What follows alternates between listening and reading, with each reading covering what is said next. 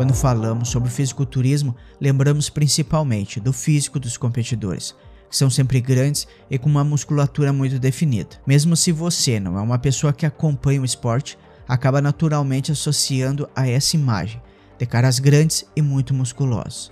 Essa é a característica mais marcante do esporte. Os extremos acabam sendo os que chamam mais atenção. A pessoa que tem as costas mais largas ou a maior quantidade de músculo, mais definição, acaba ficando conhecida pelos limites que consegue atingir com seu próprio corpo, quase como algo não humano, de tão chocante que às vezes é. Por conta desses extremos surpreendentes, o fisiculturismo acaba sendo um esporte muito interessante de se acompanhar. Mas acontece que essa busca incansável para atingir os limites do corpo humano acaba levando alguns competidores a fins trágicos. Partes da trajetória de alguns grandes fisiculturistas foi marcada pelo uso excessivo de esteroides anabolizantes e diuréticos, como forma de conseguir alcançar o seu melhor para as competições e se destacar entre tantos competidores, também muito bem desenvolvidos fisicamente. No entanto, esse caminho acaba por levar muitas vezes a um final infeliz, inclusive causando a morte. Hoje em dia, graças ao desenvolvimento do conhecimento quanto aos hormônios de crescimento e diuréticos, é possível fazer o seu uso um pouco mais correto e de forma mais segura. Porém, nem sempre foi assim, e grandes esportistas já perderam sua vida para esses excessos. Hoje vamos falar sobre um desses atletas que tiveram esse final trágico. Te conto a história de Mohamed Benaziz, mais conhecido como Momo, apelidado por muitos também como Giant Killer, com 1,60 m e um shape impecável, sendo considerado um futuro detentor do título do Mr. Olympia, e veio a falecer muito cedo.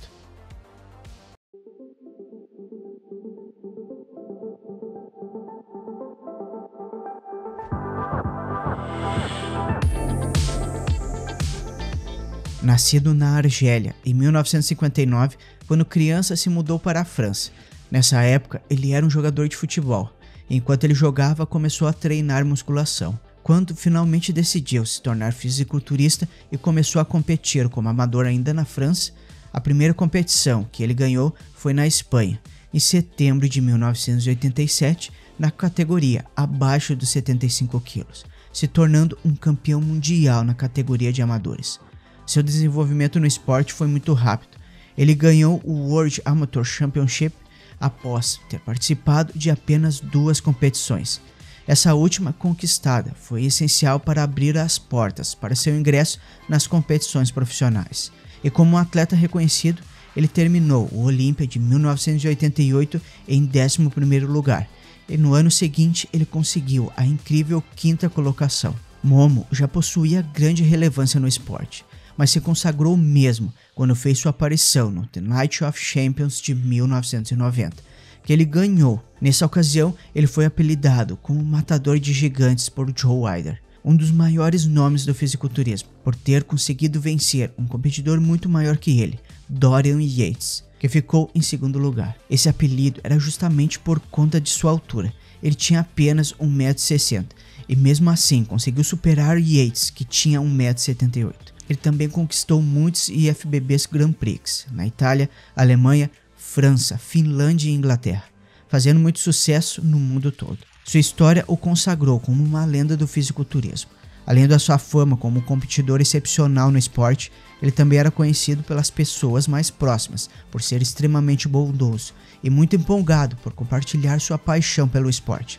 Ainda mais, sua persistência foi essencial para conquistar o respeito, principalmente de seus colegas. Mas tudo isso estava para mudar.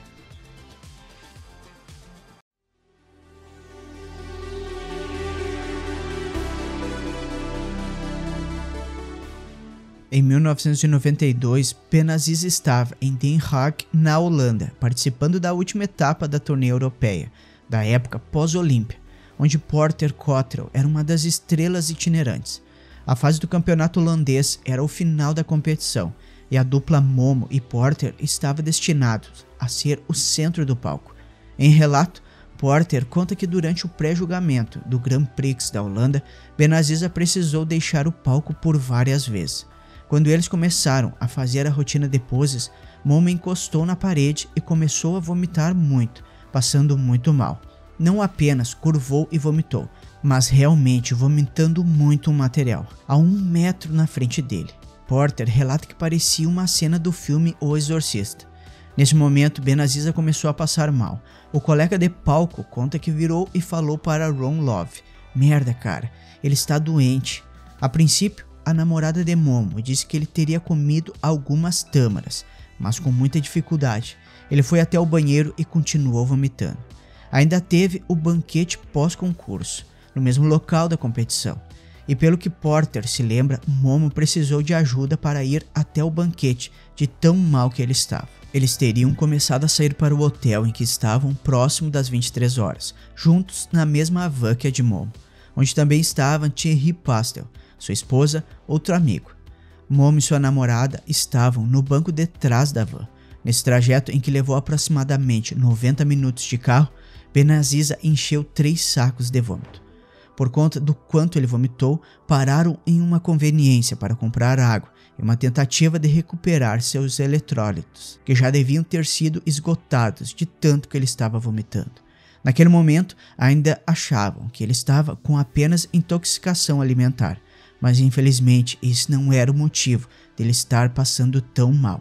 Para entrar no prédio, Thierry e seus amigos ajudaram Momo. Apesar de estar andando, ele ainda precisava ser parcialmente carregado. No hotel, ele já estava tremendo muito, ao ponto de ele estar lutando para conseguir andar sozinho. Mas ele não estava conseguindo. Se sentou em uma cadeira, pediu água e eletrólito em pó, mas continuou vomitando em um balde. Como a situação estava crítica e ele não parava de vomitar, foi chamado um médico. Thierry e Porter literalmente carregaram Momo para seu quarto. Nesse momento, ele já parecia um peso morto e tremia muito. Suas mãos e pernas estavam muito úmidas e ele já não conseguia mais se mover. Porter conta que quando deitaram ele em sua cama, Momo apenas suspirou e disse: "Estou bem agora."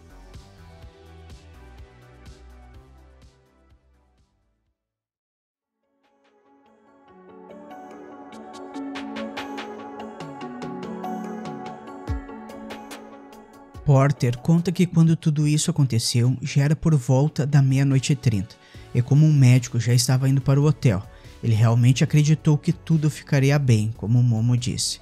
Mas por volta das 4:30 da manhã, Steve Brisbois foi até o quarto de Porter e falou: "Porter, vem rápido, Momo está doente." Quando chegou no quarto de Benaziza, encontrou ele sendo tirado da cama por sua namorada, Thierry e Al Curley, e nessa hora todos já estavam em pânico.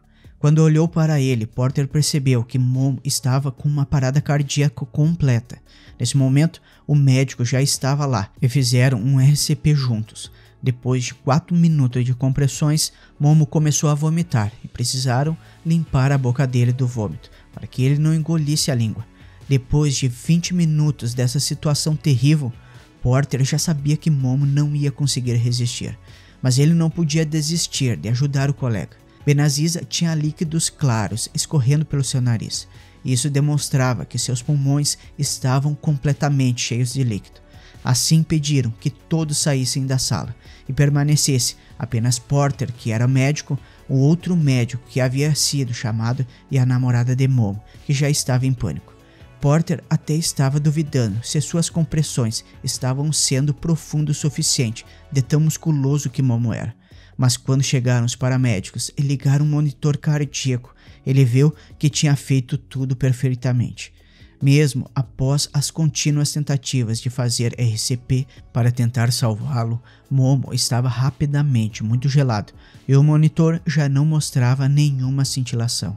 Foram cerca de 15 minutos para descerem Benaziza para o andar de baixo. O RCP durou cerca de 40 a 45 minutos. Mas Porter conta que depois de 20 minutos já sabia ser uma causa perdida. Momo foi levado junto de sua namorada para o hospital e depois de 25 minutos o telefone tocou. Um policial ligou para Porter e perguntou se poderia ir ao quarto, quando informou que Momo havia morrido e ele precisaria contar a todos. Para Porter, essa foi uma experiência extremamente difícil e traumática. Ele mal conseguia falar porque queria desabar em lágrimas. Então ele contou a todos da morte de Momo e as pessoas se juntaram para ir ao hospital. Porter conta que quando viu Momo, ele ainda estava com os olhos, a boca e os dedos abertos, e que mesmo morto, ele não podia relaxar.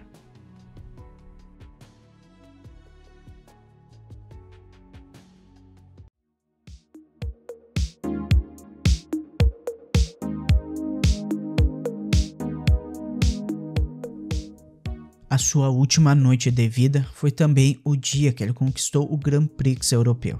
Infelizmente, Momo não resistiu e sua morte foi muito sofrida e complicada. Ele passou mal por muito tempo, sentiu dores, calafrios e não conseguia nem andar mais. Suas últimas horas foram extremamente agonizantes e com apenas 32 anos, Mohamed Benaziza deixou a todos os seus colegas e familiares com apenas memórias e sua história de grandes conquistas. Sua mentalidade fez com que ele levasse tudo ao extremo, e mais tarde encontraram muitas substâncias que ele estava usando, entre elas Nubain, um analgésico semelhante à morfina, mostrando que Momo já estava sentindo fortes dores. Foi realmente assustador para todos. Porter conta que apesar de estar acostumado a fazer RCP, ele nunca fez em um amigo. Isso foi algo extremamente difícil, estranho para ele. O que o mais deixa triste é pensar no quanto Momo sofreu até a sua morte. A verdade é que Benaziza buscava realizar um sonho, mas levou isso muito longe. Porter também explicou que a morte de Momo não foi devido à desidratação, mas sim porque ele tomava diuréticos poupadores de potássio. E o problema disso é que o médico injetou nele uma injeção de potássio eletrólito, que é o que pode acabar matando a pessoa. Como o médico não testou os níveis de potássio de Momo, que já estavam muito altos, ele aplicou a injeção às cegas, que aumentou os níveis de potássio nele num ponto tão alto que parou seu coração.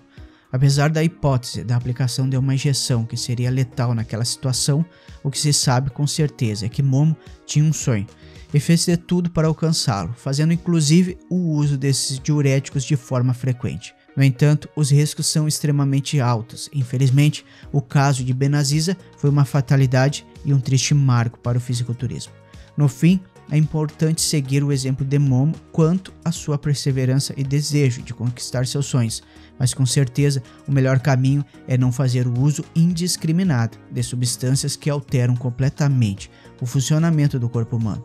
Isso é muito arriscado e essa é mais um triste caso em que perdemos um grande atleta, que tinha muita história ainda pela frente, por conta da busca excessiva por extremos.